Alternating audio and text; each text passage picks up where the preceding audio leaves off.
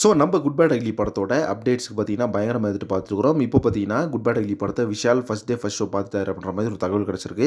So இந்த first day first show அப்படின்றது பார்த்தீங்கன்னா நம்ம ஆதிகி ரவிச்சந்திரன் அவர்கள் வந்து விஷாலுக்காக ஸ்பெஷலாக ப்ரீமியர் பண்ணாராமா.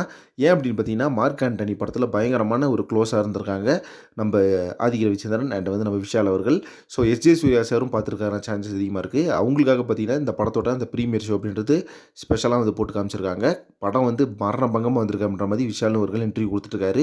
இப்போ சோஷியல் மீடியா ஃபுல்லாக பார்த்தீங்கன்னா அந்த ஒரு நியூஸ் தான் பயங்கரமாக போயிட்டு இருக்கு. அண்ட் படத்தில் பார்த்தீங்கன்னா ஒவ்வொரு அவுட்புட் ஒவ்வொரு சீக்வன்ஸுமே பார்த்தீங்கன்னா பயங்கர கலர்ஃபுல்லாக தட்டி தூக்கியிருந்தாங்க. அது வந்து டீசர்லேயே பார்த்தோம். அண்ட் அது மட்டும் இல்லாமல் டீசர் பார்த்தீங்கன்னா 35 மில்லியன் வியூஸ் தாண்டி பயங்கரமாக ரெக்கார்ட் பண்ணிட்டு இருக்கு. ஸோ இது வரைக்கும் தமிழ் சினிமாவில் பார்த்தீங்கன்னா இந்த அளவுக்கு ஒரு தரமான ரெக்கார்டு வந்து எந்த படமே பண்ணது கிடையாது டீசரில். ஸோ ஒவ்வொரு மூமெண்ட்டும் ஒவ்வொரு எஃபர்ட்டும் பார்த்தீங்கன்னா நம்ம ஆதிகி ரவிச்சந்திரன் அவர்கள் படத்தில் பயங்கரமாக ஹெவியாக ஒர்க் பண்ணியிருக்காரு அப்படின்றது நம்ம எல்லாத்துக்குமே தெரியும்.